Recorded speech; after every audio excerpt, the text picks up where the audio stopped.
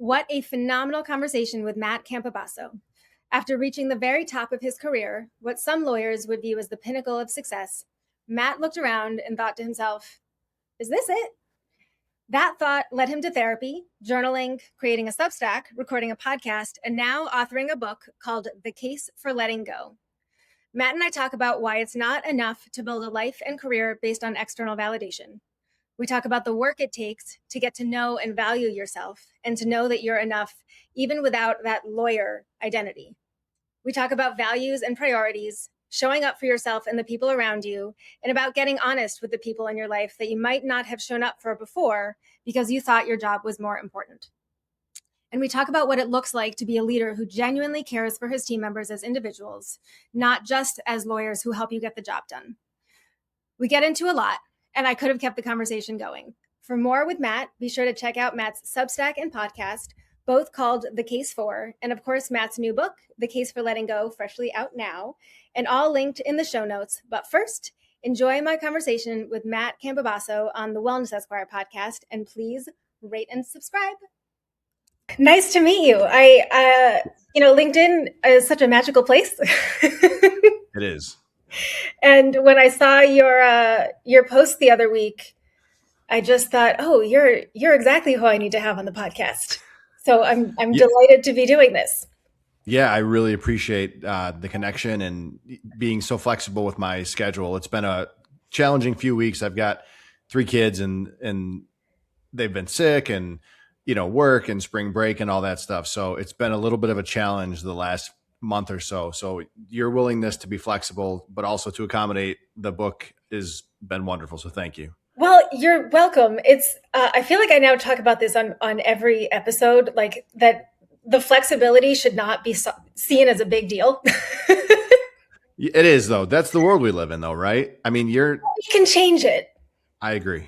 And I think you talk about some of these things too around like we make things urgent that aren't, and the things that we decide, the things that end up actually stressing us out aren't even the things that really matter. Yes. And I guess I've just chosen that, things around scheduling, I don't know. Sometimes it matters, but most of the time it really doesn't. And I guess I'm going to be the one who's just shouting it from the rooftop saying like, guys, come on. Yeah. You know what? If you're shouting nice things, which this definitely is, I'm all for it. I feel like even in your emails, you were like, hey, no stress. There's a sense of, even when I was reaching out to be like, hey, I'm so sorry. There's a guilt that comes along with it. Right. Because, and you were just immediately like, no, it's fine. Any reason, even if you're just like, not today, which, some days I do find myself, whether it's work or something, I'm just like, oh man, I don't have it in me today. And it was a breath of fresh air for you to not only like react kindly to me being like, hey, I need to move this, but also to like lead with that. It was very disarming and in like the best way. So great. Well, I'm glad I can be disarming in such a simple way. Yeah. What do you think? I mean, first of all, you were sick or you were getting sick. And yes. What? No, I think it's the lawyer in me. Well, and I get that. I mean, I have pushed through health challenges to a really stupid degree. Yes. I mean, I'll just share. I don't know if I've shared this one before, but I for anyone who hasn't been stalking me for a while, you might not know that when I have a really complex health history, which is part of what led to the Wellness Esquire. I was done being quiet about it because it's part of who I am and it's part of why I'm good at the things that I do. Mm-hmm. But when I was in law school, when I was the 1L, I didn't have all of my diagnoses yet. And I was in the hospital for a week and it did not go well. And I'd been there for a couple of days. They were trying me under treatment. I'd been misdiagnosed. It was a mess. And there was a night where I was quite sure I'm dying.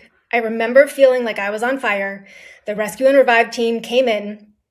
Everyone was terrified. I learned later. I wasn't really tuned in at the time. And after I didn't die, I stayed up until 3 a.m. drafting a draft for, it wasn't even like a fight, and it was law school. Yeah. Because it was due the next day. And if I didn't get it done for the next day, I was going to have to drop the class and take it again. And that wasn't my style. So well, yeah. I just look at it now and I'm like, wow. And I don't know. It's hard to see it when you're in it. When you're in it, it's very challenging to see it because you feel like you're just doing what needs to get done on a day-to-day basis. None of it feels like that much. But when you step back and you look at the patterns, that is where, and good for you realizing that in law school, whereas it took me 20 years. No, I didn't realize it in law school. Oh, okay. No. I thought the story was, and then I set it down and I thought, years what am I later, doing? no, I'm saying that was just like, that was an example of the way I showed up for my life, including when I got my 6th concussion in 2018 and I tried to push through it for a month. And that was also and it was that concussion that helped me see, because I tried to push through it for a month. And after a month, it became very clear that was the first thing I really hadn't been able to push through. And so I had an identity crisis. Who am I if I can't push through absolutely everything, including a very serious head trauma? Yes. And so that's when I felt really forced to take a break. And that's not comfortable. No, but it is, to your point, you almost become conditioned. Oh, yeah. That to your point, if you don't, this is what you do. This, already here we are, 5 minutes into chatting and I'm already like, oh, I could be talking to myself because that was how I defined myself for majority of my life, was just like, oh, I'm the one who does hard things. I'm the one who doesn't make excuses. I see a wall, I run through it, injury and wellness be damned. And, then I started having kids, and you're just like, oh, well, then I'm going to take their response, their wellness on me. And it was always at the sacrifice of myself.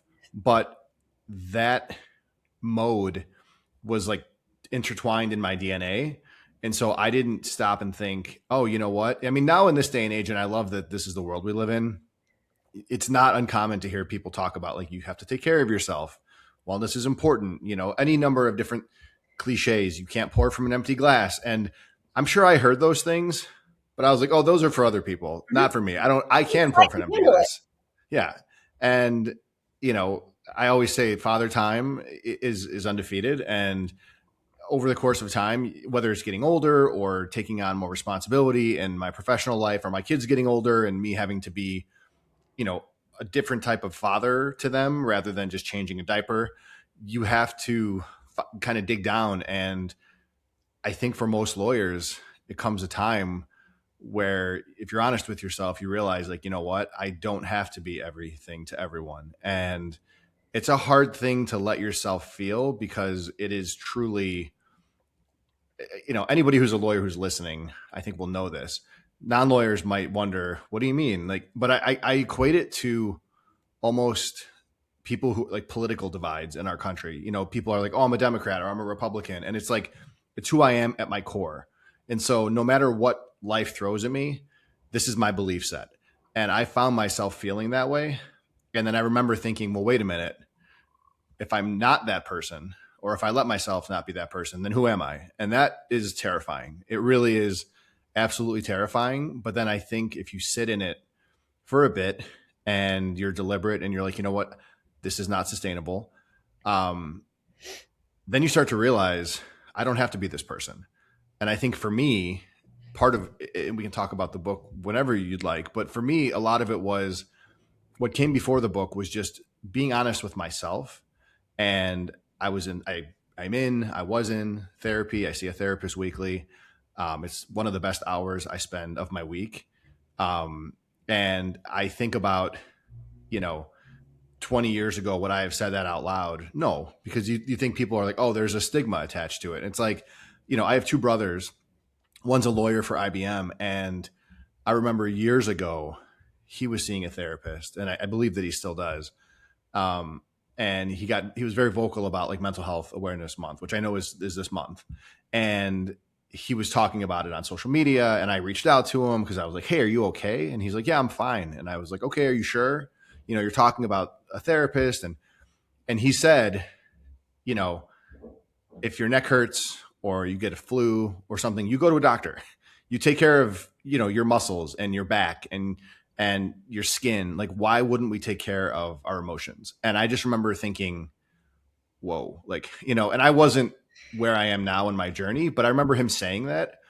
And so, yeah, I mean, I've been in therapy for years, and I think about, I tell people that, and they're like, well, is everything okay? And I say to people, you don't have to be in a state of crisis to go to therapy. I mean, if you're in a state of crisis, go to therapy, right?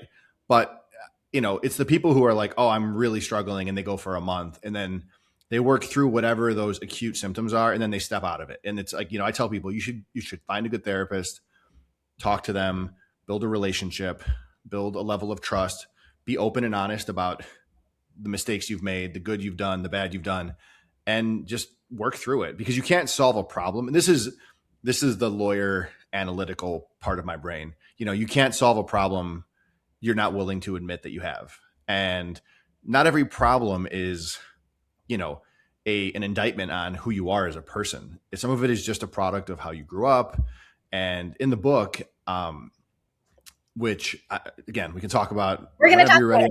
Yes. Yeah. Well, why don't I stop? You tell me what we can just. No, I love where this is going. I mean, well, we're talking about therapy. So do you want to start with just sharing what led you? Your brother was already kind of into it at a time when you were like, why are you talking about this? You'd only talk about it if it was really serious. So yeah, what was there a point, like a moment, or was it a series of moments all strung together? Yeah. Yeah, I think so. I'd say going back about 2.5 years ago, I'm 47 years old, and I have been a lawyer this is my 20th year practicing.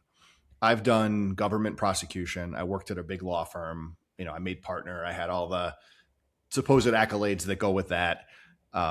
Really, it's just stress and then I decided to go in-house, and I became an assistant general counsel, and then a deputy general counsel, and then a general counsel, and then a chief legal officer. And about 3.5 years ago, I was elevated to be the general counsel of my last company, which was a publicly traded business. And I remember thinking, it was my first general counsel of a public company role ever. And for non-lawyers, for lawyers, they'll understand the gravity that goes with a role like that. For non-lawyers, I tell people, you can either be a law firm partner, a Supreme Court justice, a public company general counsel. Those are some of the mountaintops that like lawyers think about when they're young. And I remember, okay, I had this opportunity, and I won't name names, but there were some people within the company that I think thought that I was 43 at the time, was a little young to do the job. And I just remember thinking, okay, for 1 year, I am going to go a million miles an hour, and I'm going to do this job, and I'm going to prove to everyone, because there was talk about bringing somebody in to teach me. And I was just like, look, there's not a lot of things I know about myself, but I do know that if I'm given an opportunity, and I will work hard, and I will be successful. So I did that for a year, and my review happened with our CEO, and he was like, you're killing it. Like, don't change anything. I don't know why we thought we needed to bring someone in. In fact, you could probably teach other people at this company a thing or two about leading. And it was great. And I remember thinking, this was December of 2023. And I thought, okay, here I am. I'm at the mountaintop. I've got 3 kids. They're healthy, a beautiful home. Life is all of the things that I was told you needed to be happy. And I have never been more unhappy. And I just remember thinking like, okay, well, now what? And, someone listening might think, oh, midlife crisis or, whatever. And it wasn't that. I appreciated the things that I have. I'm grateful for my kids and my health and my opportunities. But I started thinking, okay, something is off. And so part of that reflection was kind of doubling down and turning my focus, not away from my job, but taking back, from that 200%, taking 100% and saying, okay, I need to get back in shape. I need to reconnect with friends and family, do some reflection about what do I want next in my life. And part of that was therapy. And so it wasn't, an addiction, and it wasn't some sort of fracture in my life. It was just, all right, I did everything that the world has told me I need to do, and I feel very hollow. And in the book, I talk about this, just sitting at my 3 monitors one day. It was like 5 o'clock, and by all accounts, had put in a good day of work, and just thinking like, is this all there is? And it's not a great feeling, right? I felt lost. I felt, and it was literally days after the CEO had said, hey, that thing you've been working for a year, you did it. You proved us all wrong. And, I like the underdog role. I think it gives me a purpose in cases, but I'm not going to be the underdog my whole life, unless I'm just taking massive swings, and that's exhausting for its own reasons. And so, yeah, I think I just was like, you know what? I read some books, I did some reflecting, and I thought, I've got to work with somebody who, this one's beyond my remit. I can't figure this out on myself. So I started seeing a therapist, and I'm incredibly lucky that the gentleman that I met is who I still see to today. And I've heard a lot of horror stories, not horror stories. I've heard a lot of stories from people who are like, oh, I had to meet with 7 therapists before I found somebody that. Yeah, it can be like dating. Exactly. And I just was like, great, this guy's perfect. He was very direct with me. And he wasn't afraid to challenge me, which I needed. And yeah, we've had a great relationship. I'm sure I'll probably see him in some shape or form for the rest of my life. And yeah, that's, so yeah, it's not some Hollywood, existential crisis where I was like, sitting in my office crying or something like that. It just was, I just was like, you know what, something's off. And I think acknowledging that there was a problem was the first step. And then it immediately became, how do I solve this? Did you have a sense at that time of what you wanted to feel? I mean, it sounds like you knew that what you were experiencing wasn't it. But did you have any sense of what the goal was? I think for me, part of it was, that's a great question. And I don't know that he and I ever got into that, because it's such a fundamental question. I think it was, and I'm going to keep kind of veering back to the book, because I just was like, I need to write this because I think there's probably other people out there. But going back to law school, let's do this. Let's take a step back. So you mentioned law school and your unfortunate hospital stay and all that craziness. And, I remember my first day of law school, and I talk about this in the book. The dean of students came in and she said, hey, welcome to law school. And, in 3 years, we're going to change the way your brain works, and you're never going to not think like a lawyer again. And the people that are going to say, can you just not be a lawyer for a second? And if we do our jobs, it's going to be impossible. And she didn't say it like in a, scary way. It was more like, look, you're going to start to think about things analytically. You're going to read case law. You're going to think about, and I thought, okay, makes sense. Like, I think that is logical. And then I realized, it does change your programming. Mm-hmm. Sometimes I wonder, like, how did I see the world before that? Because now when I look at the world, and even I've tried not to, everything that I see is a problem for me to solve.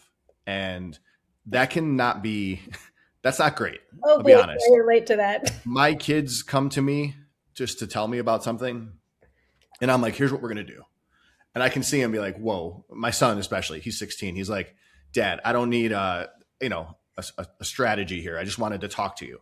And I'm like, oh yeah, you're right. So I've started doing this thing, and I've been doing this for a couple of years, where I am very deliberate. And I do this at work too, where I say to my colleagues or my kids, I say, look, do you want me just to listen? Do you want me to give you some advice, or do you want me to get involved?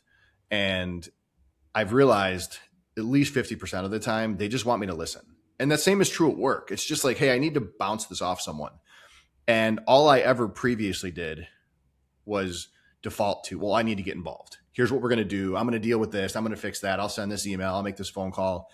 And, it gives you purpose. You feel like a superhero, and it's not sustainable. And so that's a big part of where I have, to your point, a couple of years ago, I kind of realized, like, I need to prioritize my own well-being in a way that I have been everyone, my colleagues, my kids, my partner, my family, my friends. I have been the savior, and I would tell people, oh, my love language is acts of service. And I would always have some narrative around it to justify why I was that way. And then I remember thinking, like, oh, No one takes care of me. Not that the people didn't care about me. I don't mean to say it's not, but it was just like, oh, I'm always the one who has to be helping other people. And it was always at the expense of myself. And so I think I realized I just needed to kind of let go of that idea and just stop white knuckling life, which I had been doing for, at that point, like 18 years, because I could start to see the effects it was having on me. Okay, so you just said you needed to let go. Is that where the name of your podcast, Substack, and book that's coming out? Yes. Yes, it is. It all started as the book. I was journaling at the suggestion of my therapist, and he would ask me, questions around similar to what you asked, which is like, what's missing, or what are you hoping to attain? And it wasn't like I wasn't looking for something affirmative. I think I was thinking about, okay, I need to set some things down. Like, I have too much, I'm carrying too much. Mm-hmm. And that was across my life, in personally and professionally. And so I started journaling about like letting go. And this was two and a half years ago. And I was writing down stories from throughout my career where I struggled to let go, and reflected on what it would cost me. And so, for example, the book opens with a story about me at my daughter's basketball game. And there's a story in there about my son's football game. It's basically the same story, but I would be sitting in the stands, and I would be at every game physically, but I would be in the stands with my phone, and inevitably I would spend half the game looking down at my phone because, I don't know, someone that I worked with sat down at their laptop on a Saturday at 10 a.m. And I felt this intrinsic need to respond immediately, because if I didn't, then they're going to think I don't care. And I do care. And that's part of my identity. And so I'll use my son's story, for example. I was at his football game in 7th grade, and my phone dinged, and I looked down, and, you always think like, oh, I'm just 2 minutes, I'll do this. And all of a sudden, like, the crowd erupted, and a dad sitting next to me is like patting me on the back. And I looked up, and he's like, "Did you see that?" And I hadn't seen it. And I was like, "Yeah." And he's like, "That was incredible." And my son had made an incredible play. I hadn't seen it. Probably the best play that he had made in his career playing at that point. And I was mortified. I was embarrassed, because I thought, oh, if parents, all these other parents are sitting there watching their kids. And I would tell myself sometimes, well, this is the price I pay for being successful, for being an executive, and I missed the play. And then after the game, he comes off the sideline with his pads, and he's so excited, and he's like talking to me about the play. Did you see the angle? And I'm just like, yeah, that was incredible. Like, I didn't have it in I've since told him, hey, I didn't see that. And thankfully he's gone on to play football and made many great plays, of which I have seen. But I remember thinking, when I was journaling, I could not tell you what that email was about if my life depended on it. And I sacrificed on a Saturday at 10 o'clock. It wasn't like it was Tuesday at 3 and I was playing hooky from work.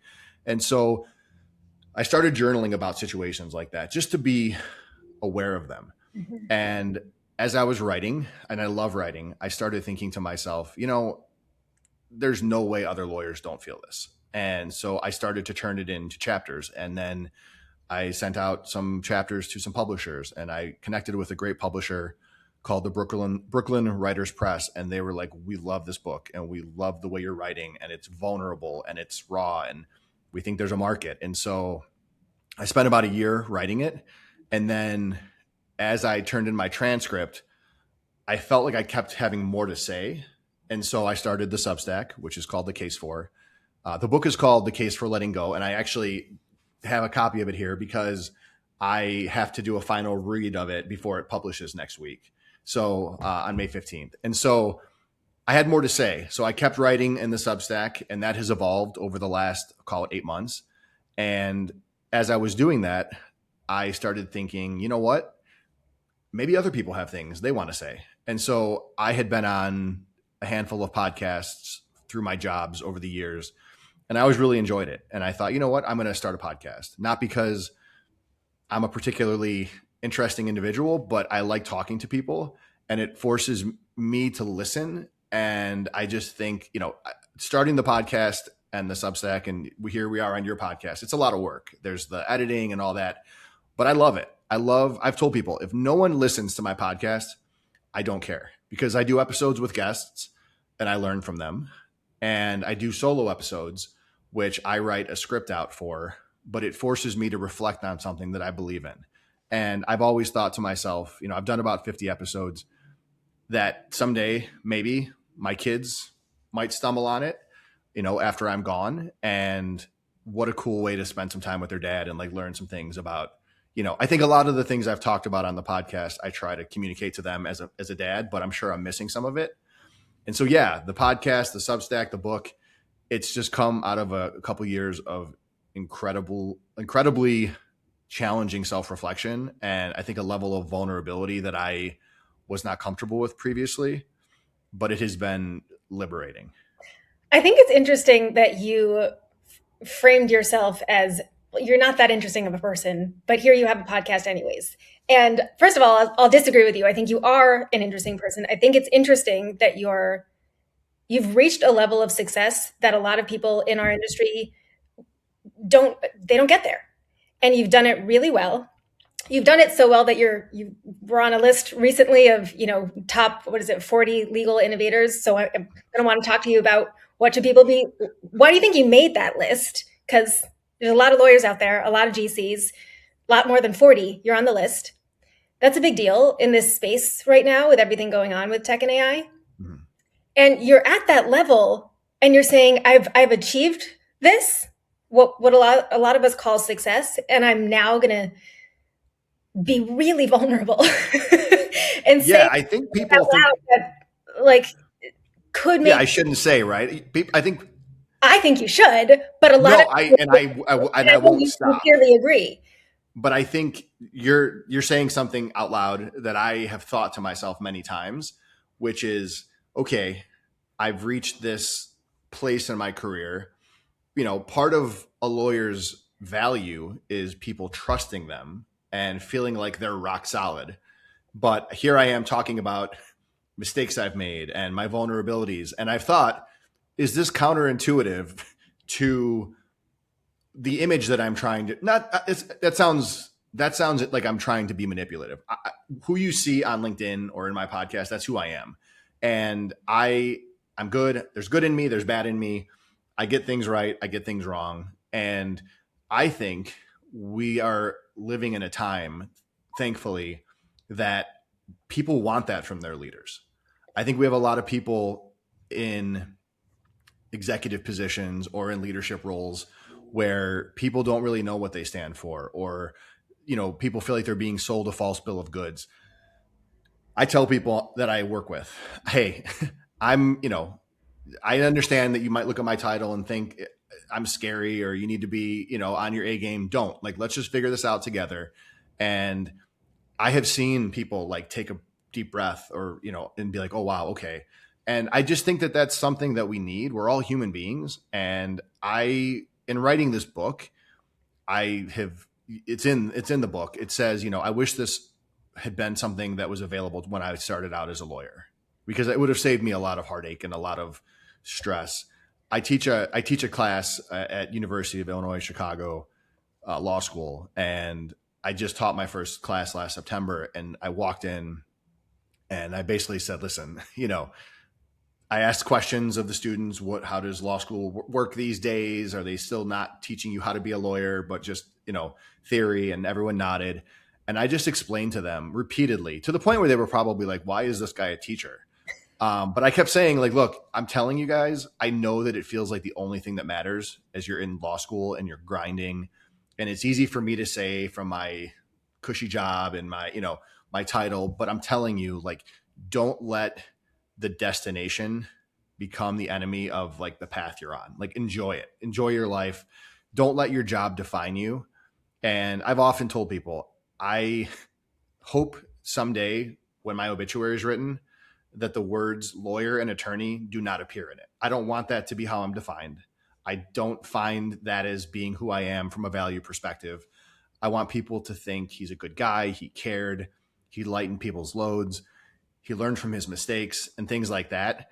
But I will tell you, 10 years ago, I would have been like, oh yeah, I want my first line of my obituary to be like partner, executive, and that stuff just doesn't matter. So what has your process been? I imagine a lot of it's been through journaling and talking to your therapist to go from lawyer is the most important part of my identity to I don't want it to be any part of it at all. I just want it to be a thing that I did. Yeah. I think it's been a big part of it, I think, is my kids. I think, and I know not everybody has kids, but for me, it unlocked something that it put a lot of things into perspective. And that's not to say that you can only have that perspective if you have kids. I know a lot of people who don't have kids who have incredible perspective. But I think for me, I was so single-minded about, oh, I have this. And every time I got a job, I thought, oh, this is an opportunity. I can't blow this, or I can't let this, waste this potential. And so, maybe it's easy. Someone might be listening and say, yeah, it's easy for you, Matt, to say it's not that big of a deal because you've got the job, right? You have that career. And that's not to say that if somebody prioritizes wanting that career and having that be their singular purpose or their primary goal in life, there's nothing wrong with that. I just think that what I would love people to remember is it shouldn't be the only thing that you are. It can be important. It has to be, right? Lawyers have there's a certain level of responsibility that we have to our clients, whether we're in-house lawyers or government lawyers or law firm attorneys. You have to take it seriously because it's a serious job. But I was not good at kind of keeping a ceiling on just how important it was. And it got to be the only thing that mattered to me for a long time. The story that you shared, you have a version with, it sounds like a couple of you got 3 kids, right? I have 3 kids, yeah. One version with your son with the basketball game, and I think you mentioned another with your daughter where you're sitting there and you weren't paying attention. You were physically present. What do you think it is about so many lawyers, because it's certainly not you, where we think we've really been often explicitly led to believe and just implicitly guided to feel like, well, we have to be on all the time. And if we're ever not, even on a weekend or even in the middle of the night, that indicates that we don't care and that we're not good enough and that we will not thrive in this profession. What's up with that? It's so unhealthy, and it can actually lead to sustainable productivity. And I will tell you, I was the person who thought even 5 years ago, oh, I'm going to be the exception. I will sustain this. Mm-hmm. I watched people burn out 2 years in, 6 years in, 10 years in.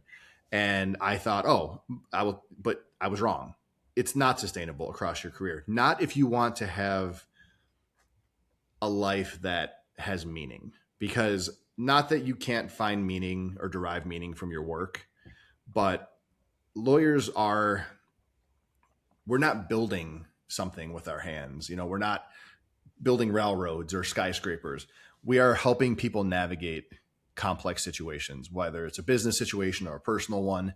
And those are important things. I think I have found even friends of mine who know that I don't do a certain type of law. They'll call me and say, hey, I have a huge problem. And it means a great deal to me that they trust me. But I think more than, and I don't want to diminish the nature of my relationship with my friends, but I think it's more that they're like, oh, well, you're a lawyer. That's the person you go to. And I think from a societal perspective, whether it's film or television or books, we've created this mythology around lawyers that they are these, it's funny. Lawyers growing up, I remember hearing lawyer jokes and things and thinking like, oh, people think lawyers are horrible. But then I got older and I started watching movies like A Time to Kill or there's things or To Kill a Mockingbird, and lawyers are these like beacon of like doing what's right and helping people navigate difficult situations. And so I think for me, at least within the profession, I often view lawyers as a repository for like faith and trust. And this is someone you turn to when you have a personal situation that you need to navigate. Once a week, somebody reaches out to me. It could be like, hey, I didn't get my bonus paid through my job. What do I do? And I'll be like, oh, send me your employment agreement. Or, oh, my friend she's having a custody issue with her ex, or, hey, my friend got a DUI. And I'm always trying to help people, but it's like, I'm also like, hey, I don't do any of that kind of law, but let me help you meet someone who does, or let me give you a little bit of advice. And so I think with that, in those situations, you're helping people. So there's kind of a savior complex that gets wrapped up in it. And I think within that, you become convinced that you can do anything. And I think then you start to raise the ceiling on what you expect of yourself. And then you never want to let anybody down, and you don't want to fracture that. And that's absolutely been my experience. I remember thinking when I worked in my law firm days, I was one of the associates who billed the most hours every year. Eventually one of the lawyers at my firm. Out of 200 lawyers, I would bill like 2,300 hours a year. And the other associates would kind of give me a hard time and say, your reward for being good is you get to do more work. And I remember thinking like, yeah, but it shows me when people come back to me, it shows me that people trust me. And that feels good. There's a feeling of that does fill my cup, or it gives me a sense of worth. But what I've realized is every January 1st, those billable hours would go back to zero and everything would start over. And I would think like, okay, we got to do it again. And it's like I think from a legal perspective or from a lawyer's perspective, looking for that level of self-satisfaction, you're pouring into a cup that doesn't have a bottom. It's never gonna, you're just like, okay, I has to be steady. And yeah, I know that's a bit of a deviation from your question, but I think feeling the need to perform and to be successful and to be great, and it's a type A thing that I think a lot of lawyers struggle with. And in my experience, I think it's a big part of why lawyers struggle with addiction, and there's a lot of mental health issues in the law. And I've been fortunate not to have those struggles. That's one area, but I definitely the stresses and the overwork and the burnout presented themselves in different ways to me. Do you think that some of this, maybe starting with just for you, stems from a lot of lawyers, or again just you, feeling like you're not enough on your own? And so you need all this external validation of like, well, look, I'm the best. I won all the awards. I'm, billing the most, hours. Something from the outside has to say I'm good enough because I don't know it enough on my own. Yes. Again, and I don't want to speak to every lawyer that practices law. I'm sure a million. But for me personally, I thrived on the validation. And a part of my journey the last couple of years, and this is in the book. The book is written. There's 25 exhibits, which are chapters. Each one opens with kind of a personal anecdote about something that I experienced. And then I talk about the lesson that I extracted. And there's like a toolkit about like, hey, here's how you can reflect as a lawyer, as a professional, to see if this is something maybe you struggle with. And here's what worked for me. Maybe it'll work for you. Maybe it won't.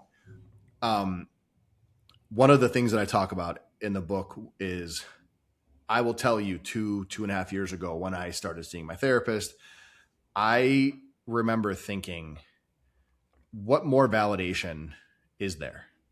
I've got this job. I'm successful.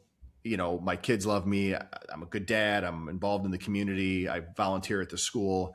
And it's like, I was like, okay, but I still feel empty. And so what I realized, and I talk about this in the book, and it's not all in the book, but this is something I continue to work on, is the validation that we feel, the sustainable validation, has to come from within.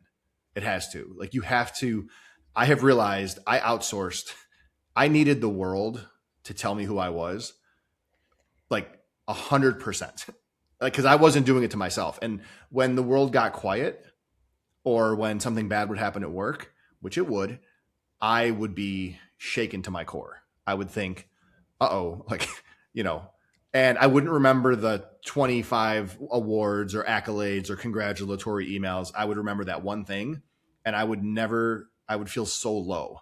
And so what I've realized over the last couple of years, especially the last year, I've really worked on it, is I have to have a internal core foundation that knows who I am and finds value in who I am. And you have to go personally, I had to go through a lot. And that's a lot of the journaling I do. Like, what are things that I do, little things, didn't have to be big things, that, I have value as a human being? Because I think as a lawyer, you're coming out of school, right? And it's a formative time for a lot of people. In fact, people go to law school right after college. I know people go at different times. You're still figuring out who you are in the world. And when you're in law school, it's all consuming. And then you start practicing and it's all consuming. So that's the only signal you're getting, and again, I have a family, I have friends who love me, who support me. I don't mean to make it sound like I wasn't getting positive reinforcement for who I am as a human being, but because I was a lawyer, that was the primary validation that I looked for. And it's not going to last forever, right? It'll go quiet eventually. And, even if the thing that you said you saw about the innovative lawyers thing that happened last week, I'm incredibly honored that I was selected to be on the list. But the people reaching out to me are like, this is unbelievable. You were on a billboard in Times Square. And I'm like, it's not a big deal. And I actually think that might be the healthiest way that I've ever received that feedback because, I posted about it online. I'm proud of it. I think it's a reflection of, the work I've done in my career, but also I'm still me, right? And in a month, no one's going to remember that. What people are going to remember is, oh, Matt's a good guy. He's reliable. I can lean on him if I need something. Or my kids are going to be like, oh, when I forget my track shorts at home, my dad's going to bring him to school mid-morning and skip a meeting if he needs to. And so the validation, that's the kind of the ironic part is the validation continues to come at a pace that I've never really experienced. And I think I've hit a point of critical mass of success in my career, but I can say in no disrespect to any awards or anything like that, it couldn't mean less to me than it does right now. And I actually think that might mean I'm at the healthiest point of my life from a validation perspective. My general view on all of these kinds of awards is they're silly. Yeah. I've used the word silly, by the way, in text messages the last few days. And again, no disrespect to the fine folks who chose me. I think they're a mix of having value. And sometimes the value isn't just saying, hey, you know what? I'm trying to learn how to do this better. Here's a list of people I can reach out to and learn from. Fantastic. That's great. I think they're silly in that a lot of the awards, I'm not saying this one specifically, but a lot of awards, like either a game, it's it's a popularity contest. It's who do you know? Who did you maybe pay? Like there's more going on behind the scenes than most people realize. Mm-hmm. And it's not to say we shouldn't have them. It's just to understand their limitations. Yes. And I think, you said you're getting more and more of this kind of external validation than you ever did. And I would have to assume that it's because you don't need it anymore. And so you're now just showing up more and more as yourself, not worrying about all these kind of, maybe the ways that you could disappoint someone or disappoint yourself or be, not the leader that you think, everyone's expecting. And so they're coming more naturally because people are recognizing that you're not limiting yourself to be in a box anymore. Yeah. And I think there's a degree of my willingness to talk about the success I've had, but also the mistakes I've made that unlocks a level of vulnerability. And I've had a lot of people say to me like, I listened to you on this podcast. Like, you're a very unassuming, like humble guy. And I'm like, oh, good. I don't see myself from the outside, so I don't know that.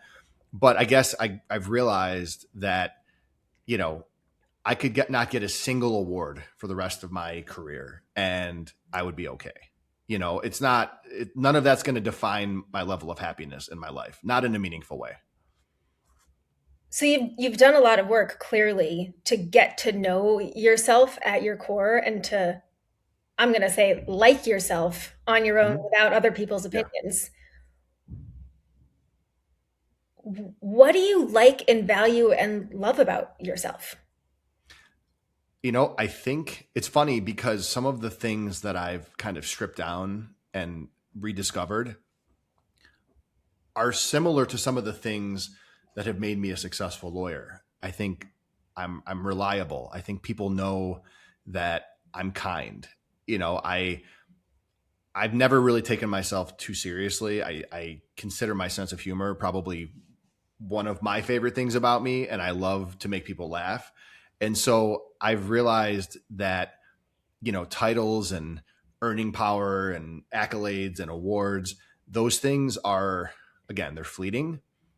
And there's a saying, I'm sure you've heard it, which is, people don't remember what you tell them. They remember how you make them feel. And I have been someone that people gravitate to, that people return to. And I have realized over the last year and a half or so that that's probably one of the things about myself that I don't know why or how. I just am being who I am authentically. But I feel like, if I make people feel seen and valued and important, like that's an incredible thing, because as a dad, I look at the world through my kids' eyes a lot. And I think about my own childhood, and my mom and dad are incredible. My brothers are great. I had a great childhood. I did deal with some bullying, like in 5th, 6th, 7th, and 8th grade. It was before like bullying was, it was a thing, but like it was the 80s. Like no one really kind of like, oh, these guys are mean. But I had a rough few years. And I remember thinking as I got a little older, a little more confident in who I was, I never want to make someone feel like that. I've realized like the things that are ordinary, the things that they don't give awards for, being kind, being reliable, being authentic. Those are the things that I've always been. And I think they've helped me be successful, because I think as a lawyer, a lot of your ability to be effective with your clients, with a court, with companies, is people's trust in you and their willingness to like understand that you're thoughtful. And so, like I said, some of the things that have made me successful as a lawyer, I think are good qualities to just have as a human being. And I think peeling away the fact that they helped me be successful and just letting them be valuable on their own has been what's allowed me to really rediscover who I am without, the name tag in the job description. What was your relationship with stress and anxiety pre-therapy and pre-board? I don't know that I was ever someone who was like debilitated by it. I felt like I could always function, but I also think that I just kind of wouldn't let myself feel it. I'd be like, nope, like I can't. That's a luxury that I don't have. But what I realized is like you can push it down, but unless you actually work through the root cause, it's not going anywhere. And so it's very uncomfortable to allow yourself to be stressed out or to be anxious. I would find ways to almost harness that as like wind in my sails and be like, okay, well, I'm just going to take control of this and I'm going to grip tighter and I'm going to will this to a certain outcome. And again, to go back to the book, like it's a very simple title. The case for obviously alludes to the fact that I'm a lawyer, but it's just letting go. It's truly just, letting go and realizing that I'm not an ER doctor who's saving lives. And what I do is important, and important is a relative, it's a scale.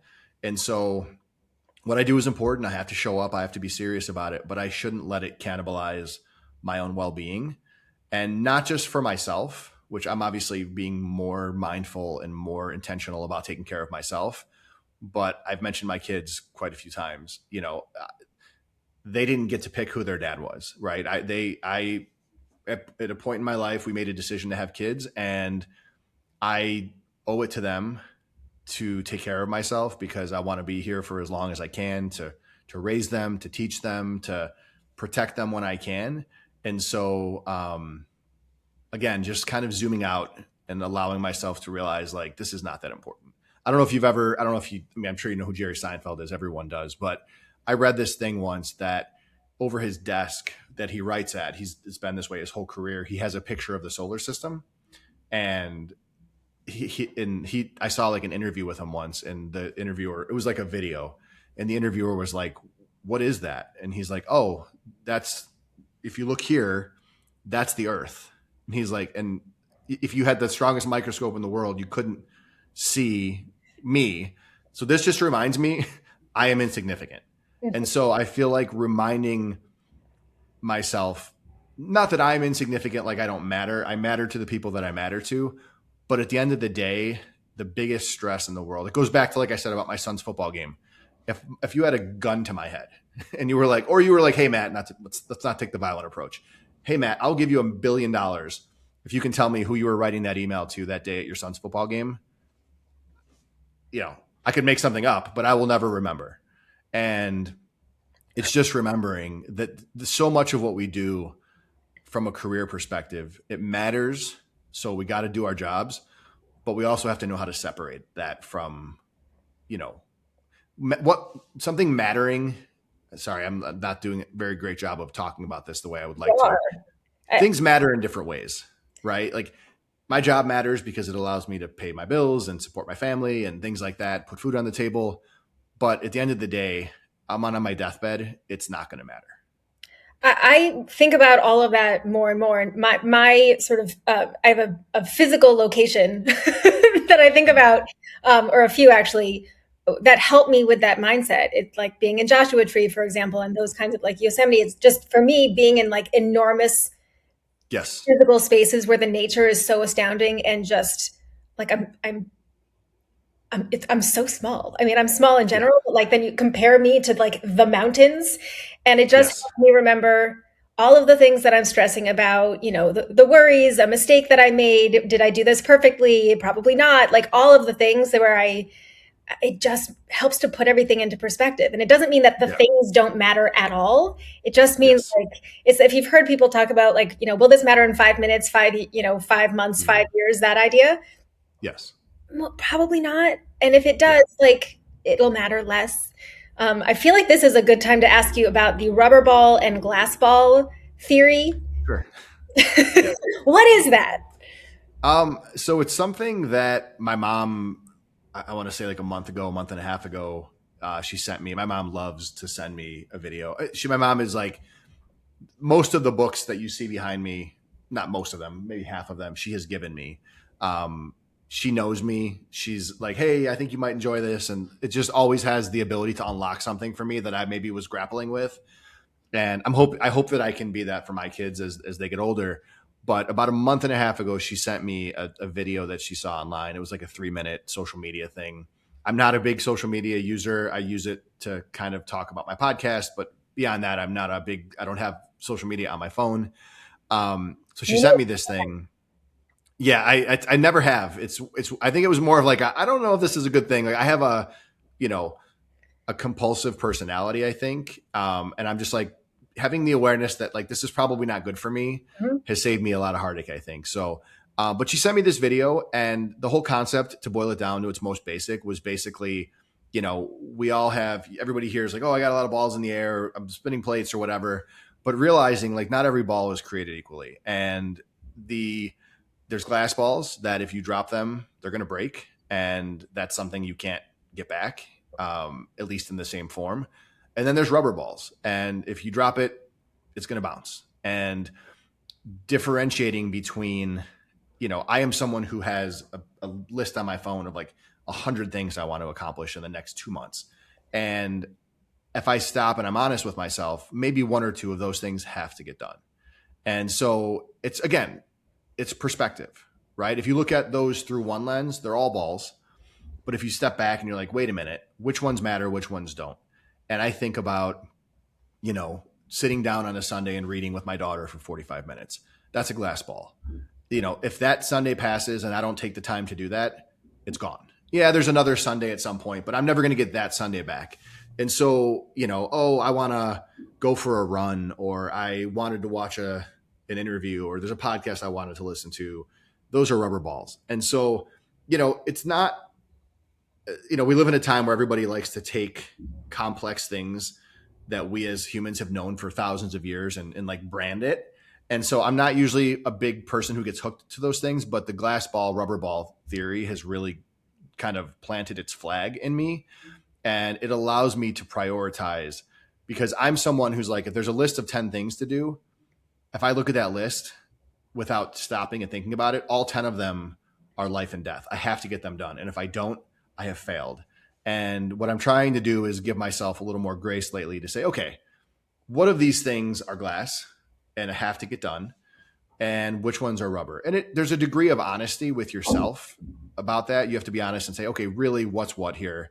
And I think the funny thing is, we've all got the glass balls, but I think if we're honest with ourselves, none of us is really as important as we think we are. And so I would say probably 9 or more or 99 out of 100 of the balls that we're all juggling every day are rubber. And so I think I would tell people, just don't be afraid to let them drop occasionally. And honestly, if you drop a glass one, you're going to probably be okay, and maybe there's a lesson you learn from that one, but I think we have to give ourselves permission to make mistakes. Do you bring that mindset into work with your team? Yes. And how does that look? How do you guide your team to understand, we've got work to do. It's important. It matters, but also you being okay and not burning out and understanding where things stand is also important. Yeah. I mean, it presents itself in a few ways. One of which I think is kind of how I lead. I think I lead by example.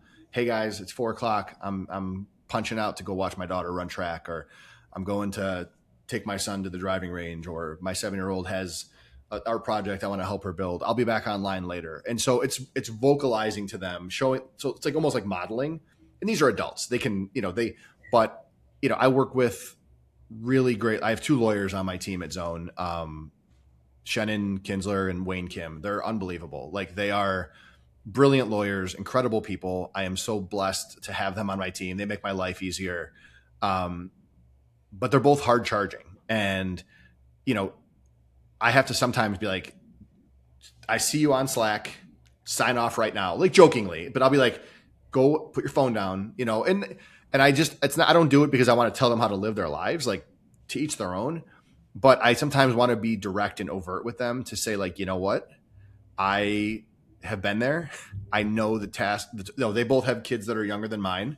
And so I've made some mistakes along the way. And I think I try to benefit. Hey, look, it's okay to set this down or go enjoy yourself.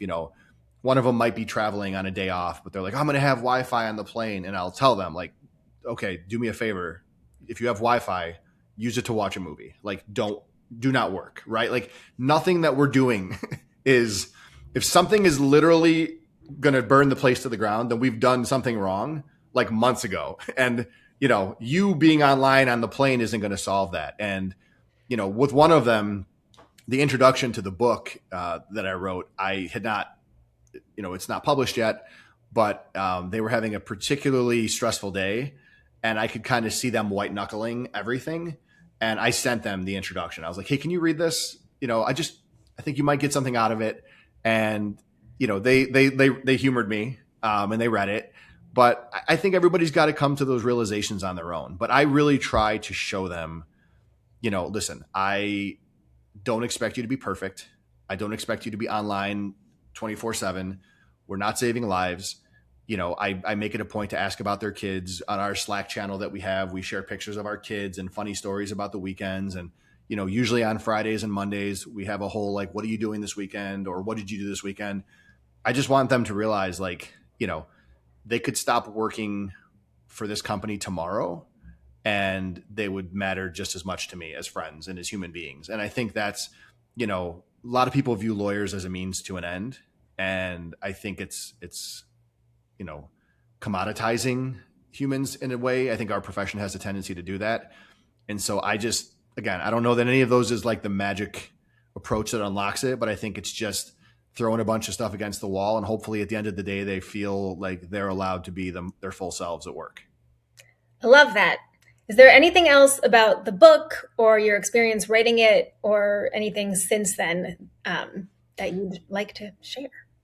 Yeah, I hope people check out the book. Much like my podcast, if no one reads it, I think I learned some things about myself writing it. And so it was worthwhile in that sense. But yeah, I would love to hear from people if they check it out. I will say, anybody who's written a book, my hat's off to you. I did not realize how hard. I was like, oh, I wrote the manuscript. Like, I'm done. It's like a brief. And, you might tweak a couple of things or add a footnote. It was absolutely like torturous at times. And the publisher was amazing. But anyone who's written a book or is considering writing a book, if you've written one, again, kudos. If you're thinking about writing one, write it. I would encourage anybody who thinks they have something to say, even if you don't publish it, like, just the self-reflection that goes into writing a book like this has changed my life in ways that I don't think I've realized yet. And so, I hope that if some young law student picks this book up, coming out of school, or their mom buys it for them and, they put it on their bookshelf, that it makes their life a little bit easier, because, there's a lot of lessons in there, lessons I've learned the hard way. And so, that's my sincere hope for the book. And I appreciate you having me on and giving me an opportunity to talk about it.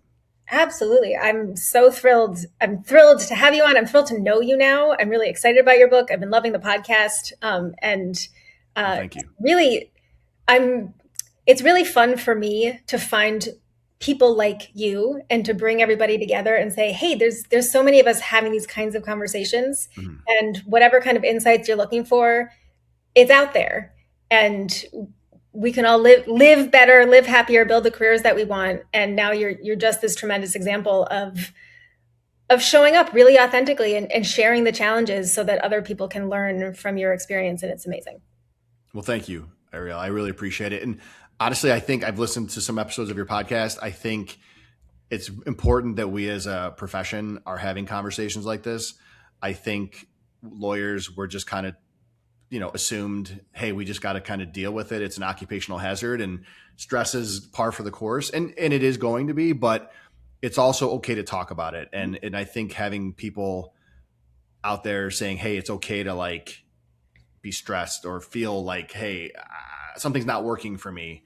I think it gives people validation, and hopefully it unlocks things for people, because I do think it's a noble profession, but I think we've gotten the narrative wrong in some ways, collectively. And so hopefully with the work that you're doing and maybe this book, the work that you're doing, there's some changes that are coming, and it'll be good. Lawyers, the next generation of lawyers will have it a little bit easier. That's my hope. I think they will. Thank you so much. All right. Thank you. Thanks for listening. I hope you got a ton of value from this conversation, and that you will check out the links in the description to learn more about the guest and the Wellness Esquire. And I hope you take even just 1 minute to do something for yourself today. Maybe right now, drink more water, say no, call a friend, do something that makes you happy, have a 30-second dance party, find something to make you laugh. Also, be sure to subscribe and send the podcast to a colleague. And if we're not yet connected on LinkedIn, please fix that. I'd love to know you. See you next time.